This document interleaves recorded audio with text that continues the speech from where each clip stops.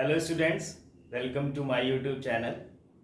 मैं हूं डॉक्टर रवि द्विवेदी और हम यहां पर कर रहे हैं इंजीनियरिंग मैथमेटिक्स। इस सीरीज़ में हमने डिफरेंशियल इक्वेशन वाला टॉपिक जो था वो स्टार्ट किया था एंड हम लोगों ने इस टॉपिक में अब तक differential equation with constant coefficient के लिए जो भी मेथड्स थे, जो भी तरीके थे सॉल्व करने के, वो हम लोगों ने सीख लिए हैं।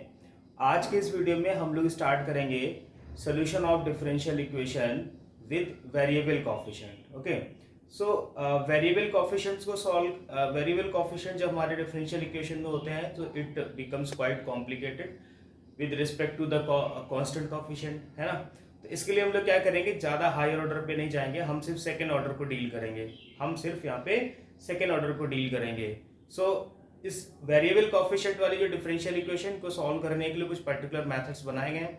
ठीक है, हम उन मेथड्स को वन बाय वन करके पढ़ेंगे, like change of independent variable, reduction into the normal form, variation of parameter and special kind of differential equation भी होती है जिसे हम लोग Cauchy-Euler differential equation बोलते हैं।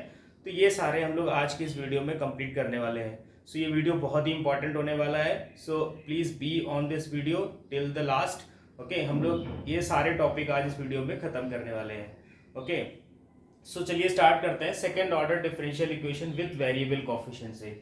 अगर हम हमारी जो स्टैंडर्ड फॉर्म की अगर हम बात करें सेकेंड ऑर्डर डिफरेंशियल इक्वेशन की, तो ये होता है d2y upon dx2 plus px dy dx plus qx y is equal to rx। Okay, यहाँ पे px qx और rx जो होंगे ये क्या होंगे, फंक्शंस ऑफ x होंगे। ये हमारे क्या है, फंक्शन ऑफ x है। अगर हमें कोई भी डिफरेंशियल इक्वेशन गिवन है और वो इस फॉर्म में नहीं गिवन है तो हम क्या करेंगे, इस फॉर्म में पहले इसको कन्वर्ट कर लेंगे। ठीक है, फिर उसके बाद हम लोग जो भी मेथड होगा उसको प्रोसीड करेंगे। तो सबसे पहला काम हमें यही है कि जो भी डिफरेंशियल इक्वेशन हमें वेरिएबल कोएफिशिएंट के लिए गिवन हो उसको हम लोग वापस इस स्टैंडर्ड फॉर्म में कन्वर्ट करें। ओके, पहला पॉइंट ये हो गया। फिर हम आते हैं वन बाय वन करके। पहला मेथड हम लोग यहाँ पे सीख रहे हैं चेंज ऑफ इंडिपेंडेंट वेरिएबल। ठीक है, चेंज ऑफ इंडिपेंडेंट वेरिएबल का मतलब होता है कि हम यहाँ पे इंडिपेंडेंट वेरिएबल हमारा x है, यहाँ पे इंडिपेंडेंट वेरिएबल क्या है, x है। हम इस इंडिपेंडेंट वेरिएबल को किसी अनदर इंडिपेंडेंट वेरिएबल पे शिफ्ट करना चाहते हैं, बट शिफ्ट करने के लिए हमें क्या चाहिए, कोई ना कोई तो लिंक चाहिए, है ना। तो उस लिंक को हम लोग फाइंड करेंगे, उसके थ्रू इंडिपेंडेंट वेरिएबल को चेंज करेंगे। जैसे हम लोग इंडिपेंडेंट वेरिएबल को चेंज करेंगे तो हमारी जो differential equation with variable coefficient है ये कन्वर्ट हो जाएगी differential equation with constant coefficient. Okay, तो मान लिया हमने अभी हमें पता नहीं है कि हम कौन सा जो वो लिंक है वो यूज करने वाले हैं to convert the independent variable from x to z। हमने मान लिया कि हमने variable from x to z जो है वो चेंज कर दिया। जब हमने इसको x टू z में चेंज किया तो हमारी डिफरेंशियल इक्वेशन बन गई d2y upon dz2 plus p1 dy upon dz plus q1 is equal to r1। ठीक है, अब यहाँ पे जो P1 होगा, P1 की वैल्यू स्टूडेंट्स याद रखनी एग्जामिनेशन में, बिकॉज का डेरिवेशन बहुत लंबा होता है, वहां बैठ के P1 Q1 R1 नहीं निकालेंगे। हमें P1 याद रखना है d2z upon dx2 plus p dz upon dx upon dz upon dx whole square.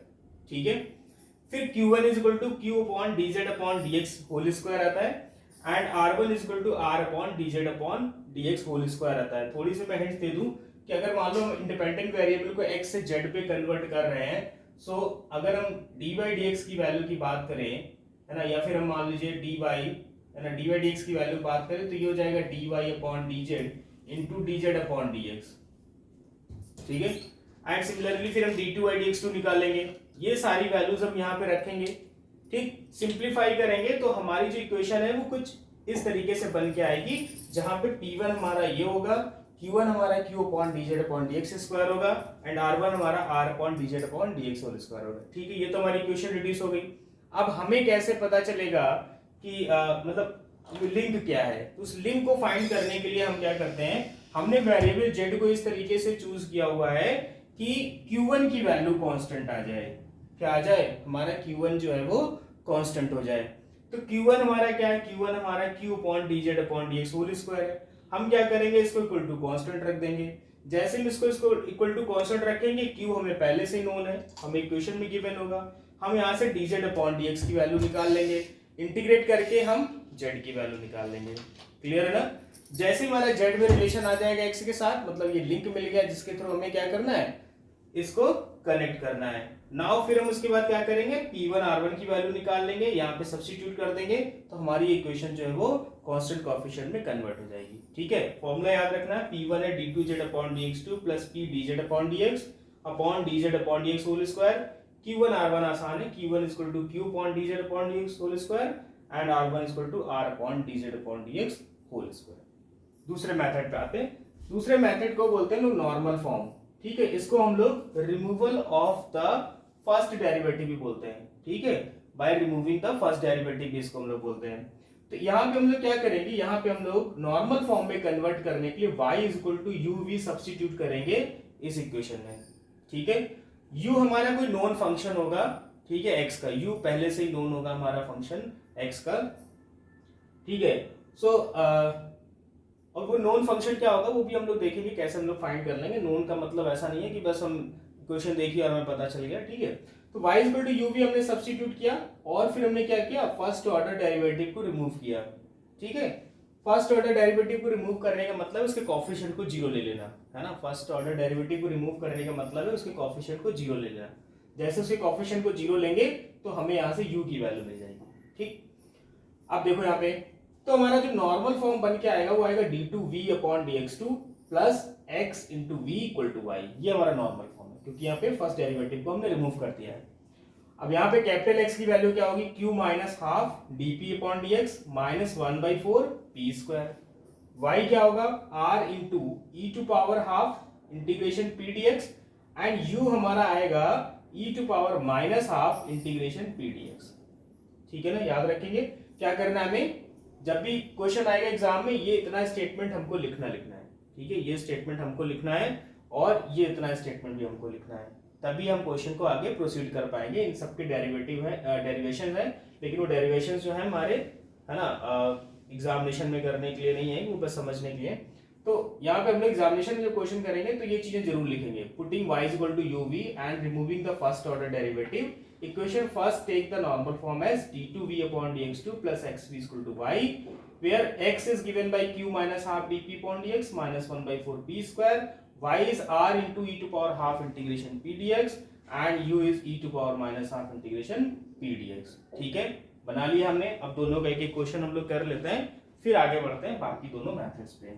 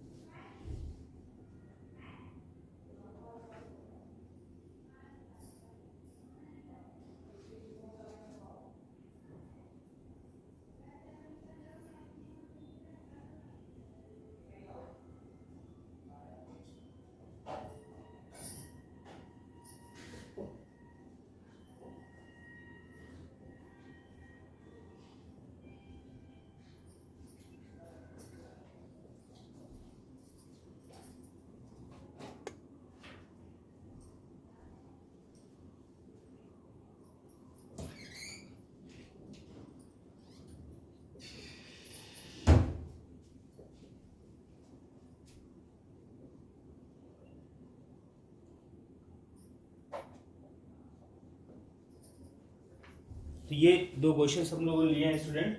पहले क्वेश्चन को हम लोग सॉल्व करेंगे by change of independent variable से, एंड दूसरे इक्वेशन को हम लोग सॉल्व करेंगे by removing the first derivative या फिर reducing it into normal form. चलिए पहले क्वेश्चन देखते हैं। पहला क्वेश्चन जो हमारा है वो स्टैंडर्ड फॉर्म में नहीं दिया है। ठीक है, तो हम लोग क्या करेंगे, इसको स्टैंडर्ड फॉर्म में कन्वर्ट करेंगे। तो यहाँ हमको इसको क्या करना पड़ेगा, cos x से डिवाइड कराना पड़ेगा। सो d2y/dx2 plus sin x upon cos x कितना हो जाएगा, tan x dy/dx minus 2y कितना हो जाएगा, cos स्क्वायर x एंड यहाँ पे क्या आ जाएगा 2 cos टू पावर 4x। ठीक है, हमने क्या किया, पूरी इक्वेशन को cos x से डिवाइड करा दिया। अब अगर हम यहाँ से कंपेयर कराएं तो हमारा px इज इक्वल टू क्या है, tan x है, qx इज इक्वल टू क्या है, माइनस 2 cos स्क्वायर x है and rx is equal to क्या है, rx है 2 cos टू पावर 4x है। ठीक है, ये हमारी वैल्यूज हो गई px qx rx की। ठीक, अब वही सेम स्टेटमेंट हम लिखेंगे बाई चेंजिंग वेरिएबल, है ना, फ्रॉम x टू z। ठीक है, हमारी इक्वेशन किस फॉर्म में बन जाएगी? इक्वेशन हमारी बन जाएगी d2y upon dz2 plus p1 dy upon dz plus q1y equal to r1। बन गई? ठीक, हमें पता है p1 हमारा क्या है? p1 हमारा होता है d2z upon dx2 plus p dz upon dx upon dz upon dx whole square. q1 हमारा क्या होता है? q upon dz upon dx whole square. ठीक, r1 भी होता है r upon dz upon dx whole square. But हम क्या करने वाले हैं? q1 को लेने वाले हैं कांस्टेंट। q1 को क्या लेने वाले हैं? कांस्टेंट। तो q1 हमारा वो क्या जाए? q1 हमारा क्या हो जाए? q की वैल्यू है -2 cos square x upon dz upon dx whole square. ठीक, अब इस q1 को हमें इस तरीके से कांस्टेंट लेना है कि ये वैल्यू हमारी सॉल्वेबल हो जाए। ठीक है, तो हम क्या करते हैं, यहाँ से -2 ले लेते हैं कि कांस्टेंट है, हम अपने अकॉर्डिंग चूज कर सकते हैं। हमने -2 ले लिया कि ये -2 के साथ कैंसिल हो जाएगा। ठीक है, यहाँ से dz अपॉन dx की वैल्यू क्या आ जाएगी? dz अपॉन dx हमारा आ जाएगा cos x। इसको इंटीग्रेट कर लेंगे हम लोग तो z इक्वल टू हमारा क्या आ जाएगा? sin x। z equal to क्या आ जाएगा? sin x आ जाएगा। तो ये वो लिंक हमें मिल गया है जिसके थ्रू हम x को z में कन्वर्ट कर सकते हैं। ठीक है, z इक्वल टू क्या आ गया? sin x आ गया। अब जैसे ये value z equal to sin x हम यहाँ पे रखेंगे, ठीक है, तो जरा देखो d2z अपॉन dx2 क्या होगा हमारा? d2z upon dx2, d2z upon dx2 मतलब हो जाएगा माइनस sin x। ठीक है, p हमारा कितना है? p हमारा है tan x। ठीक, और dz अपॉन dx कितना है? cos x। तो ये tan x into cos x होगा, ये बचेगा sin x, और ये वैल्यू आ रही माइनस sin x। तो मतलब यहां से क्या मिल जाएगा हमें? यहां से मिल जाएगा p1 इक्वल टू 0 मिल गया हमें। p1 इक्वल टू क्या मिल गया? 0। q1 हमने लिया है -2, p1 मिल गया 0। ठीक है, अब बचा क्या? r1। r1 इक्वल टू क्या हो जाएगा? r1 इक्वल टू हो जाएगा, ठीक है, r1 इक्वल टू हो जाएगा r upon dz upon dx whole square. r की वैल्यू क्या है? r की वैल्यू हमारी है 2 cos to power 4x and dz upon dx whole square. dz upon dx whole square है cos स्क्वायर x। तो क्या बचा? ये बेसिकली 2 cos स्क्वायर x। ठीक है ना, p1 हमने 0 निकाला, ठीक, q1 हमने -2 लिया और r1 हमारा आ गया 2 cos स्क्वायर x। अब ये सारी वैल्यूज अगर हम इस इक्वेशन में रख दें, है ना, जो भी हमारी ये इक्वेशन है, तो अब हमारी न्यू इक्वेशन बन जाएगी d2y अपॉन dz2। p1 हो गया 0, q1 हो गया -2y, r1 हो गया 2 cos स्क्वायर x। ठीक है, अब ये इक्वेशन yz में आ गई है, यहाँ पे x के फॉर्म में है, तो हम क्या करेंगे? अपने इस लिंक मतलब इस कनेक्शन का यूज करेंगे और इसको वापस z में कन्वर्ट करेंगे। तो ये लिख सकते हैं 2 1 minus sine square x। Sine x की वैल्यू क्या आ रही? z, तो ये हो जाएगा 2 1 माइनस जेड स्क्वायर। ठीक है, अब ये इक्वेशन बन गई d2y upon dz2 minus 2y is equal to 2 1 minus z square. अब ये हमारी क्या है? Second order linear differential equation है विद कांस्टेंट कोएफिशिएंट। ओके, और इसका सॉल्यूशन CF और PI हम कैसे निकालते हैं, इसके लिए मैंने ऑलरेडी एक वीडियो अपलोड किया हुआ है, तो अगर वो वीडियो अभी तक नहीं देखा है तो पहले कांस्टेंट कोएफिशिएंट वाला देख लो, उसके बाद ये वाले क्वेश्चंस करना तो आसान हो जाएगा। ठीक है, तो हम लोग क्या कर सकते हैं? कांस्टेंट कोएफिशिएंट वाले मेथड का यूज करके सॉल्व कर लेंगे। y का सॉल्यूशन आ जाएगा इन टर्म्स ऑफ z। ठीक है, हमें सॉल्यूशन लेना है इन टर्म्स ऑफ x, तो हम यहाँ से z की वैल्यू sin x सब्स्टिट्यूट कर देंगे तो हमारा फाइनल आंसर आ जाएगा। ठीक है, आई होप ये क्लियर हो गया होगा। स्टैंडर्ड फॉर्म में कन्वर्ट किया, वेरिएबल x से z पे कन्वर्ट किया, तो हमारी डिफरेंशियल इक्वेशन ये बन गई। p1 हमारा ये होगा, q1 ये होगा, r1 ये होगा। सारी वैल्यू निकाल के यहाँ पे सब्स्टिट्यूट किया, इक्वेशन हमारी वेरिएबल से कन्वर्ट हो गई कांस्टेंट कोएफिशिएंट में, और फिर हम उसको सॉल्व कर लेंगे, वापस हम z की वैल्यू सब्स्टिट्यूट कर देंगे। ठीक है, चलो एक दूसरा फॉर्म भी देख लेते हैं। कौन सा? नॉर्मल फॉर्म देख लेते हैं जरा हम लोग। नॉर्मल फॉर्म में क्या करना है हमें, ठीक है, जैसे मैंने इसमें लिखा सेम स्टेटमेंट लिख देना है, putting y is equal to uv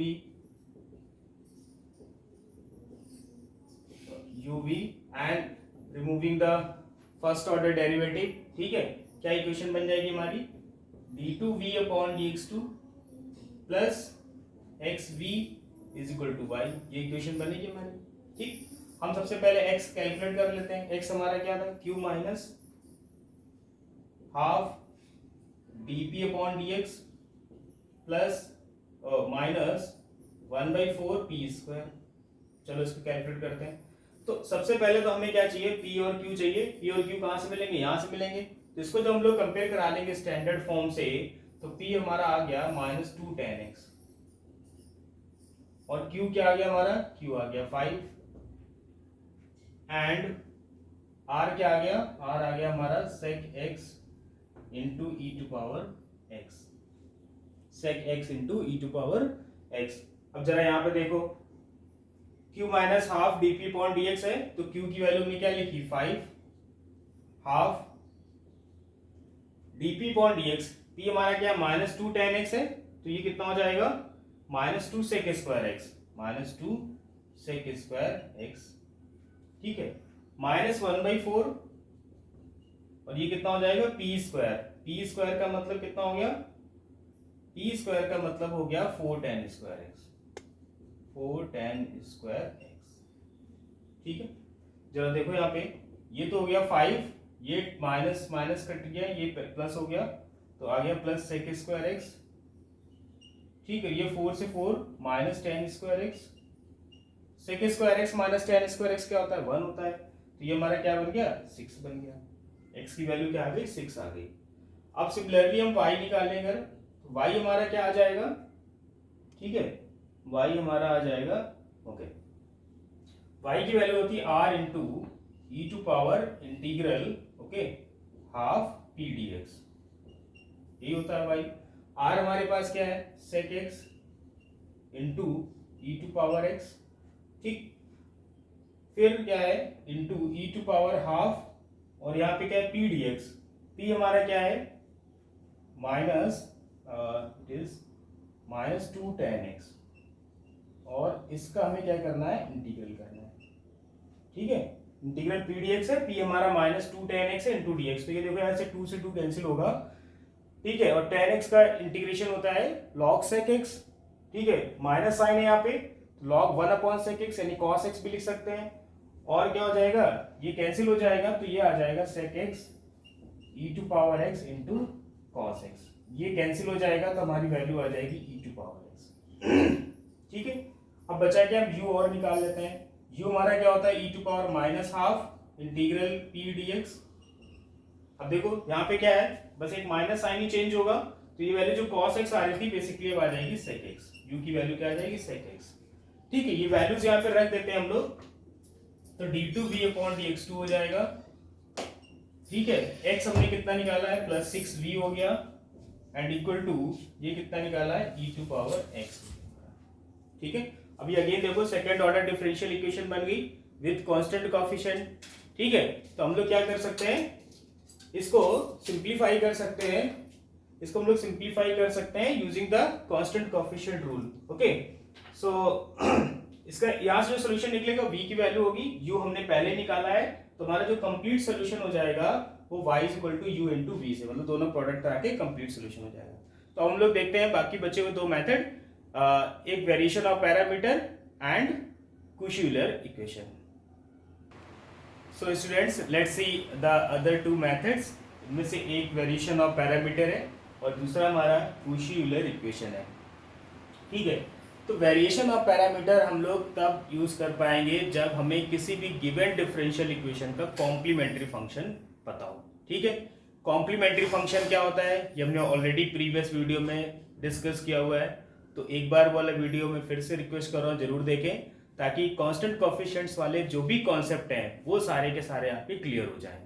सो जब भी हमें किसी गिवन डिफरेंशियल इक्वेशन का CF यानी कॉम्प्लीमेंट्री फंक्शन गिवन होगा, ठीक है, तब हम लोग वेरिएशन ऑफ पैरामीटर फॉर्म जो कॉन्सेप्ट है वो यूज कर पाएंगे, प्रोसीजर भी यूज कर पाएंगे। तो मान लेते हैं कि हमारा कॉम्प्लीमेंट्री फंक्शन है AU प्लस BV, ठीक है, कॉम्प्लीमेंट्री फंक्शन क्या है, a u plus b we. अब अगर हमारी इक्वेशन विद कांस्टेंट कोफिशिएंट है तब तो ए एंड बी कांस्टेंट ही होंगे, ठीक है। पर अगर हमारी जो इक्वेशन है वो वेरिएबल कोफिशिएंट के साथ है, ठीक है, इक्वेशन हमारी वेरिएबल कोफिशिएंट के साथ है, तो हमारे ए एंड बी को भी वेरिएबल होना पड़ेगा, ठीक है। तो वेरिएबल लेने के लिए मतलब हमें क्या करना पड़ेगा, अब इनकी वैल्यू चाहिए, तो हम लोग क्या करेंगे, variation of parameter method use करेंगे और इन ए और बी की वैल्यू निकाल लेंगे, ठीक। ए की वैल्यू कैसे निकलेगी, integral v into r, r क्या होगा, जो राइट हैंड साइड पार्ट होता है किसका, स्टैंडर्ड फॉर्म में कन्वर्ट करने के बाद सेकंड ऑर्डर डिफरेंशियल इक्वेशन का, तो v इंटू आर हो गया upon u dash into v minus u into v dash, dash का मतलब है डिफरेंशिएशन, ठीक है, इंटू dx, u v कहां से मिलेंगे, u v हमें यहां से मिल जाएंगे, ठीक है। अगर हमने u का कोएफिशिएंट a लिया है तो यहाँ v इंटू आर लेना है, अगर हमने u का कोएफिशिएंट b लिया होता तो फिर हम u इंटू आर, मतलब इस तरीके से लेते हैं, है ना, तो b में लिखते हैं, ठीक। तो a इज इक्वल टू हो गया v into are upon u dash v minus u v dash, इसका इंटीग्रेशन कर लेंगे, a की वैल्यू आ जाएगी विद सम कांस्टेंट c1, यहाँ पे लिख ही देता हूँ मैं कांस्टेंट c1, ठीक है। फिर हमने b को सॉल्व किया, u into r minus sine आ जाएगा, बाकी u की जगह v आ जाएगा और एक माइनस साइन आ जाएगा, बाकी सेम रहेगा विद कांस्टेंट c2, ठीक। जैसे ये दोनों वैल्यू a और b की आ जाएंगे, हम वापस को कॉम्प्लीमेंट्री फंक्शन में रख देंगे, तो जो हमारा कॉम्प्लीमेंट्री फंक्शन था वो एक्चुअली अब कन्वर्ट हो जाएगा जनरल सॉल्यूशन में, ठीक है। हमारा जो कॉम्प्लीमेंट्री फंक्शन था वो कन्वर्ट हो जाएगा किसमें, अब जनरल सॉल्यूशन में, ठीक है ना, क्लियर है ये बात। चलो एक चीज ये हो गई।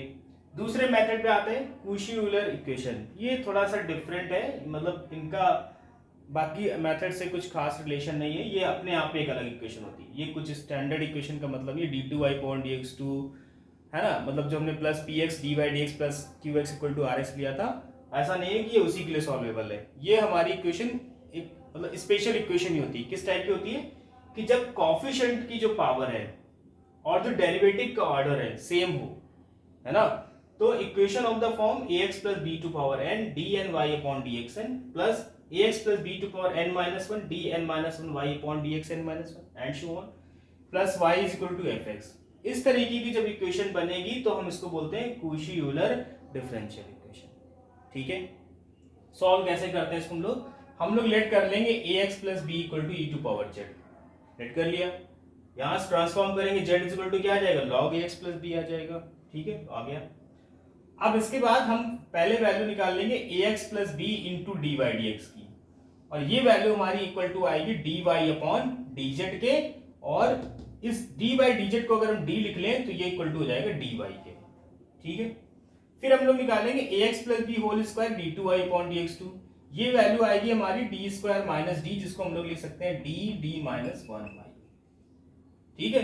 सिमिलरली जब क्यूब के लिए जाएंगे तो ये वैल्यू क्या आ जाएगी, d d minus one d minus two, जब हम फोर्थ ऑर्डर के लिए जाएंगे तो d d minus one d minus two d minus three y, ठीक। इस तरीके से जितने भी ऑर्डर की इक्वेशन हमें यहाँ पे गिवन है हम उतने ऑर्डर तक ये वैल्यूज निकाल लेंगे, ठीक। फिर ये वैल्यूज क्या कर देंगे, वापस यहाँ पे सब्स्टिट्यूट कर देंगे, तो ये हमारी इक्वेशन जो है कांस्टेंट कोएफिशिएंट में कन्वर्ट हो जाएगी, और फिर हम इसको इजीली सॉल्व कर लेंगे for y and z। Remember this, हमारी जो इक्वेशन कन्वर्ट होकर आएगी वो y और z में आएगी, अब तो जब सोल्यूशन निकलेगा z के फॉर्म में निकलेगा, वापस हम z की value log x plus b रख देंगे तो हमारा सोल्यूशन आ जाएगा, ठीक है ना। चलिए एक एक प्रॉब्लम देख लेते हैं इनकी, ताकि हमारा टॉपिक जो है बिल्कुल क्लियर हो जाए, ओके। सो मैं इसको इधर रफ कर दे रहा हूँ पहले,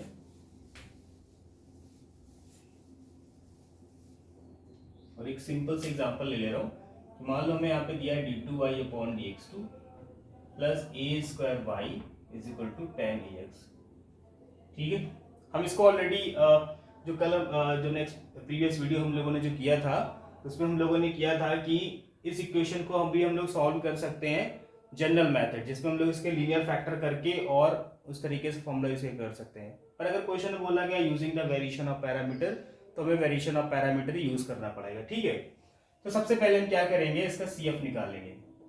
CF निकालने के लिए क्या होगा, इसकी ऑक्सिलरी इक्वेशन बनाएंगे, तो इसकी ऑक्सिलरी इक्वेशन क्या बन जाएगी, m square plus a square equal to zero, तो एम स्क्वायर इक्वल टू हो गया प्लस माइनस आयोटा ए, तो m की वैल्यू यहां से हो गई, okay sorry, m square equal to हो गया माइनस ए स्क्वायर, है ना, m square equal to minus a, तो एम स्क्वायर इक्वल टू हो गया प्लस माइनस आयोटा ए, ठीक है। तो हमारा सी एफ क्या बन जाएगा, सी एफ मतलब हमारा बन जाएगा ए cos A x B sign A x, A cos A X plus B sign A x. ठीक है ना, ये वैल्यू आ गई हमारी। अब यहां पे अगर हम अपनी इस इक्वेशन को कंपेयर कराएं, ठीक है, जो हमने यहां पे लिया हुआ है a u plus b v के साथ, ठीक है, a u plus b v के साथ, तो क्या हो जाएगा, comparing with a u plus b into v, we get, क्या मिल जाएगा हमें, u की वैल्यू मिल जाएगी cos ax, v की वैल्यू क्या मिल जाएगी sin ax, मिल गई वैल्यू हमको। So now a will be given by integral, ठीक है, इंटीग्रल क्या है v इंटू आर, v क्या है हमारा sin ax, r क्या है हमारा tan ax, अपॉन में आते हैं, ठीक है, u डैश, इसका डिफरेंशिएशन करेंगे क्या आ जाएगा, minus a sin ax, minus a sine A x, और इसके साथ v का इंटू मतलब साइन ए एक्स, देन माइनस u को ऐसे लिखना है मतलब cos ए एक्स, और इंटू v का डिफरेंशिएशन कितना आ जाएगा, a cos a x into D x plus C one. ठीक है, होप क्लियर हो रहा होगा कि कैसे कर रहे हैं हम लोग, है ना। हमने क्या किया, फॉर्मूला यूज किया v into are upon U dash V minus U V dash, ठीक है, तो ये बन गया साइन ए एक्स इंटू टेन ए एक्स अपॉन ये वैल्यू। अब माइनस से अगर कॉमन कर ले तो बचेगा साइन स्क्वायर ए एक्स प्लस कॉस स्क्वायर ए एक्स। साइन स्क्वायर ए एक्स प्लस कॉस स्क्वायर ए एक्स क्या होता है, 1 होता है, तो ये वैल्यू होगी माइनस 1/a इंटीग्रल। अब साइन ए एक्स टेन ए एक्स इनका मल्टीप्लाई होगा तो क्या आएगा, सिर्फ कॉस ए एक्स आएगा,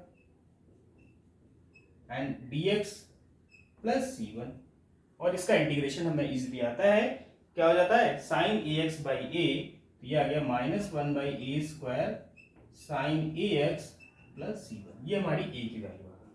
ठीक है ना। अब इसी तरीके से अगर हम b के लिए सॉल्व करेंगे तो b हमारा क्या बन जाएगा, माइनस, ओके, अब माइनस आ गया, u आ गया, यहाँ पे u हमारा क्या है, cos ax है इंटू टेन ए एक्स है, इंटू टेन ए एक्स है ना, r की वैल्यू तो टेन ही है, cos ax इंटू टेन ए एक्स आ गया, अपॉन क्या आएगा, u डैश v माइनस, यहाँ पे क्या होगा, फिर से ही सेम चीज मिलेगी, माइनस से कॉमन कर लेंगे तो ये प्लस हो जाएगा, तो अपॉन में क्या आएगा, माइनस a आ जाएगा सिर्फ, इंटू dx आ जाएगा प्लस c2 आ जाएगा, तो ये माइनस माइनस कैंसिल हो जाएगा, इस बार आ जाएगा 1/a। अब यहाँ पर देखो, एक minute, we did mistake I think, है ना, गड़बड़ हो गया, हमने यहाँ पे sine x into ten X में साइन कैंसिल कर दिया। एक काम करते हैं, इसको लिख लेते हैं b की वैल्यू, ठीक है, क्योंकि हमने v की वैल्यू हमारे पास क्या थी, v की वैल्यू साइन एक्स थी, है ना, तो ये वैल्यू तो a की है, बट हमने यहाँ पे थोड़ा सा प्रोसीजर गलत कर दिया, यहाँ से एक मिनट, ये ठीक। अब यहाँ से हमने क्या किया, माइनस 1/a बाहर किया, और ये हो जाएगा sine x into ten x, ये हो जाएगा sine square x upon cos square ए एक्स इंटू डी एक्स। ठीक है, अब साइन स्क्वायर ए एक्स को हम लोग क्या लिख सकते हैं, हम लोग लिख सकते हैं 1 माइनस कॉस स्क्वायर ए एक्स, तो minus 1/a integration 1 minus cos square ए एक्स अपॉन कॉस ए x into D x plus सी वन। ठीक है नहीं। अब यहाँ पे देखो, हमें पता है कि हम 1 अपॉन कॉस ए एक्स लिखेंगे, सेक ए एक्स हो जाएगा, कॉस स्क्वायर ए एक्स अपॉन कॉस एक्स ए एक्स लिखेंगे, कॉस ए एक्स बचेगा, सेक ए एक्स का भी इंटीग्रेशन पता है, कॉस एक्स का भी इंटीग्रेशन पता है, हम दोनों का इंटीग्रेशन करके वैल्यू लिख देंगे। ठीक है, जब यहाँ b की बात आएगी तो ये साइन अपॉन कॉस से कैंसिल हो जाएगा, अब इस बार आ जाएगा साइन ए x into D x plus C two, और साइन एक्स का भी इंटीग्रेशन हमें पता है, तो जैसे a और b की वैल्यू मिलेंगी वापस इस इक्वेशन में रख देंगे, तो हमारा जो है वो जो कॉम्प्लीमेंट्री फंक्शन है वो जनरल सॉल्यूशन में कन्वर्ट हो जाएगा, और हमें यहाँ पे इस इक्वेशन का वेरिएशन ऑफ पैरामीटर यूज करके सॉल्यूशन मिल जाएगा। ठीक है, और जो हम लोगों ने प्रीवियस मेथड से किया था इसको सॉल्यूशन, और हमने वेरिएशन ऑफ पैरामीटर से किया है, देखा दोनों का सॉल्यूशन सेम आ रहा है या फिर नहीं आ रहा है। अगर कोई इश्यू आ रहा है तो मुझे कमेंट करके जरूर बताएं। अब हमारे पास लास्ट एक क्वेश्चन और कर लेते हैं हम लोग कूसी यूलर से, और फिर हम लोग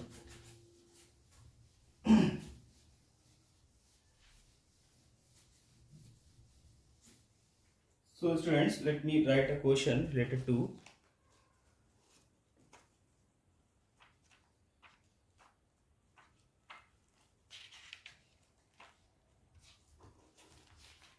सपोज यहाँ पे हमें क्वेश्चन इस तरीके से गिवन है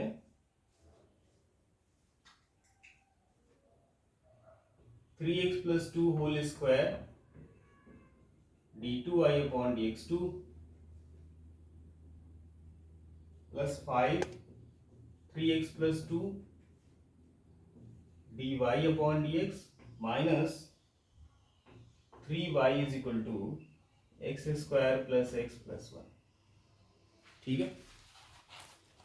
सो हमने क्या बोला, हम क्या लेट करेंगे, यहाँ पर देखो ax प्लस बी की जगह 3x प्लस 2 है ना, उसी लिए इक्वेशन दिख रही है हमें, क्योंकि यहाँ भी पावर 2 ऑर्डर भी 2 पावर 1 ऑर्डर 1 इस तरीके से। लेट क्या करेंगे हम लोग, 3x plus 2 is equal to E to power z। ठीक है ना, हम लोग क्या करेंगे 3x plus 2 to power 3x plus 2 is equal to E to power z। तो यहाँ से अगर हम बात करें x की वैल्यू निकालें तो x की वैल्यू क्या आएगी, e to power z minus 2/3। ठीक है, ये वैल्यू x की हो जाएगी। अब इसके बाद क्या बचा हमारे पास, हाँ z इज इक्वल टू हो जाएगा log 3x प्लस 2। ठीक, जब हम इसकी वैल्यू निकालेंगे 3x plus 2 dy upon dx, तो ये इक्वल टू आ जाएगा dy के, जहां पे d हमारा क्या होगा, d बाई डी जेड के इक्वल होगा। फिर हम लोग क्या करेंगे, इसका स्क्वायर निकालते हैं, 3x plus 2 whole square and d2y upon dx2, ये भी किसके इक्वल आएगा, d माइनस 1 y के इक्वल आ जाएगा। ये दोनों वैल्यू यहाँ पे रख देते हैं, क्या करते हैं, दोनों वैल्यू यहाँ पे रख देते हैं। तो इसकी जगह हम रखेंगे dy, इसके d माइनस 1, तो d minus 1 y plus 5 dy minus 3y equal to, यहाँ पर देखो पहले हमारा एक्स स्क्वायर है, ठीक है, फिर क्या है प्लस एक्स है प्लस 1 है, तो एक्स की जगह जब ये वैल्यू रखेंगे e to power z minus 2/3 whole square plus e to power z minus 2/3 and plus 1। ठीक है, इसको थोड़ा सिंप्लीफाई करते हैं तो ये हो गया D square minus D plus 5d minus 3 और यहाँ आ गया y इक्वल टू, अब देखो इसका होल स्क्वायर ओपन कर लें, e to power 2z plus 4 minus 4 e to power z upon 3 plus e to power z minus 2 upon 3 and plus 1। ठीक, यहां से ये क्या बन गया हमारा, सो स्टूडेंट्स ये हमारा बन गया D square plus 4d minus 3, यहाँ पे हो गया y इक्वल टू, अब e टू पावर 2z की सिंगल पावर पूरे में एलसीएम लेके इसको सॉल्व कर लेते हैं। चलो, तो हमने जब पूरे में एलसीएम ले लिया, ये हो गया 3। ठीक है, तो ये आ गया e to power 2z plus 4 minus 2 and plus 3। ठीक है, यहाँ पे एलसीएम लेंगे 3 हो जाएगा, चलो इसको भी लिख लेते हैं 3/3, तो 4 माइनस 2 हो गया 2 प्लस 3 हो गया 5। ठीक है, एंड माइनस 4 ez प्लस, तो ये हो गया माइनस 3 ez एंड प्लस 5।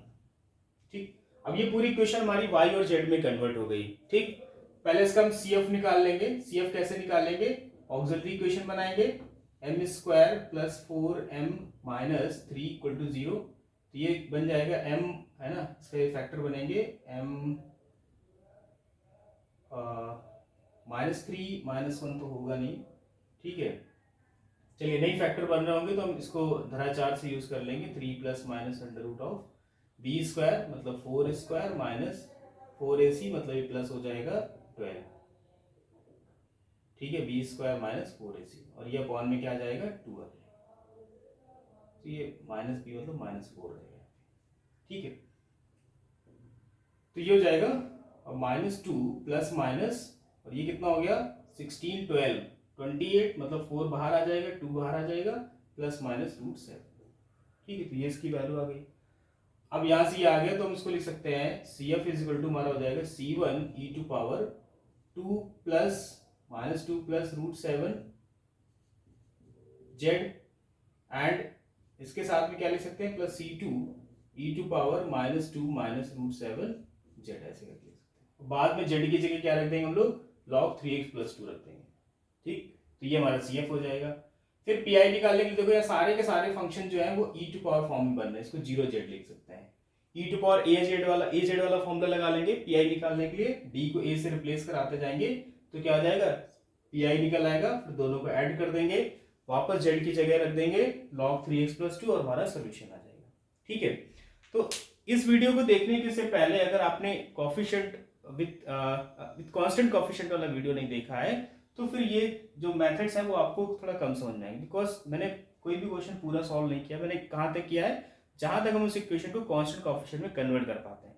उसके बाद के जो मेथड्स हैं वो एज इट इज यूज होंगे, जैसे कि हम लोग प्रीवियसली यूज कर रहे थे, प्रीवियस वीडियो मैंने सॉल्व किया। तो वो वीडियो जो पहले देखें, उसके बाद इन मेथड्स को देखें, इन क्वेश्चंस को देखें, होपफुली ये पूरा कॉन्सेप्ट आपको क्लियर हो जाएगा। सो वीडियो पसंद आया होगा तो प्लीज़ अपने दोस्तों के साथ शेयर करें, है ना, लाइक करें, कमेंट करें, और अगर चैनल पर नए हैं तो सब्सक्राइब जरूर कर लें। Thank you.